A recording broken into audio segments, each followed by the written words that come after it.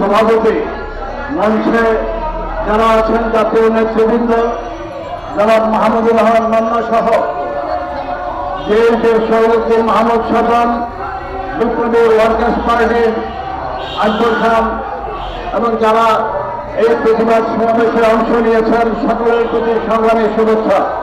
বন্ধুরা, আমার কাছে মনে হয়েছিল 5 আগস্টের পর আমাদের এই ধরনের আর প্রতিবাদ সমাবেশ বা প্রতিবাদ মিছিল করতে হবে না।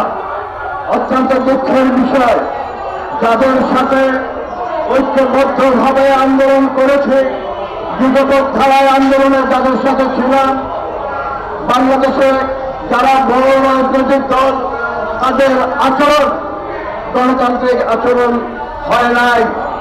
এখনো গণতন্ত্র পুনরুদ্ধারের জন্য যেই প্রচেষ্টা, সেই প্রচেষ্টা অব্যাহত থাকে নাই। বন্ধুরা আমার, শিবগঞ্জে 21শে ফেব্রুয়ারি প্রথম প্রহরে আমাদের দলের শিবগঞ্জের আহ্বায়ক শহীদুল ইসলাম সহ নেতৃবৃন্দ ফোন দিতে গিয়েছিলেন শহীদ মিনারে। সেখানে তাকে ছুরিকাঘাত করে আহত করা হয়। মৃত্যুর সাথে তিনি পাঞ্জা লড়ছেন। ঢাকায় একটি হাসপাতালে তিনি এখন চিকিৎসাধীন আছেন। যার নেতৃত্বে ঘটনা ঘটেছে, তিনি আমাদেরই খুব কাছের রাজনৈতিক দল। আমাদের সাথে 18 সালে নির্বাচনে আমরা ঐক্যফ্রন্টের মাধ্যমে নির্বাচনে অংশগ্রহণ করেছিলাম।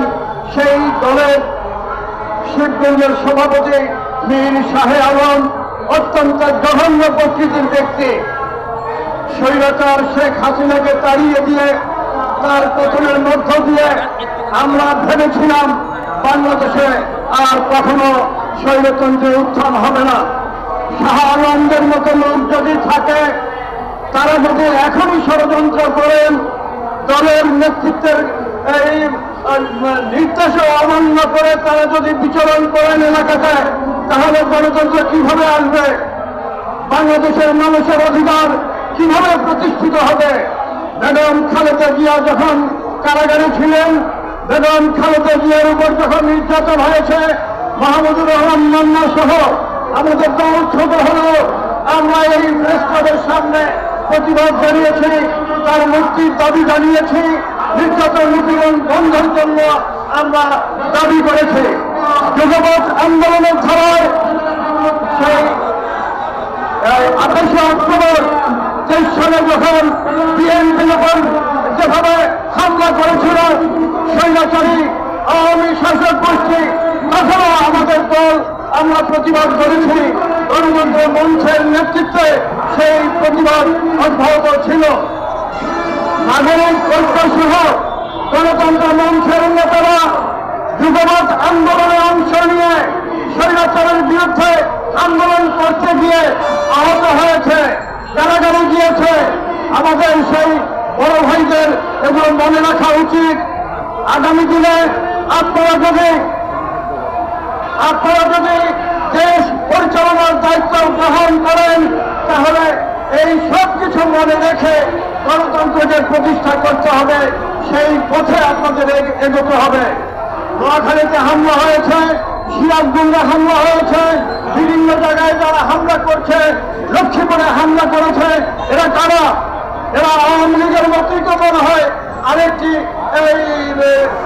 স্বৈরাচারী সংগঠনে পরিণত হতে যাচ্ছে। তাদের কাছে আমরা এই আচরণ আশা করি না।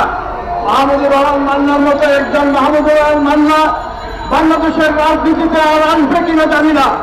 মাহমুদুর রহমান মান্না 400 নির্বাচিত জিএফ ছিলেন। মাহমুদুর রহমান মান্না 402 বার ভিপি হয়েছেন। বাংলাদেশে এমন একটি রাজনৈতিক দল দেখাতে পারবেন যেই দলের কোন একজন নেতা 2টি বিশ্ববিদ্যালয়ে 3 বার ছাত্রদের দ্বারা নির্বাচিত হয়েছেন নাই। সুতরাং আমরা মনে করি এখনো সময় আছে। গণতন্ত্রের ভাষায় আপনাদের কথা বলতে হবে, গণতন্ত্রের পথে আপনাদের হাঁটতে হবে। সর্বশেষ আমি বলতে চাই, আজকে যারা ক্ষমতায় অন্তর্বর্তীকালীন সরকারের দায়িত্বে আছেন, সামনে রোজা, পরশু থেকে রোজা, চাল, ডাল, তেলের দাম সহ নিত্য প্রয়োজনীয় পণ্যের মূল্য জনগণের নিয়ন্ত্রণের মধ্যে রাখতে হবে, তা না হলে ভয়াবহ পরিস্থিতি হবে। আমি আপনাদের সকলকে আগামী দিনের বাংলাদেশ, গণতান্ত্রিক বাংলাদেশ, নতুন বাংলাদেশ প্রতিষ্ঠার আন্দোলনে অংশ নেওয়ার আহ্বান জানিয়ে আমার কথা এখানেই শেষ করছি। বাংলাদেশ চিরজীবী হোক।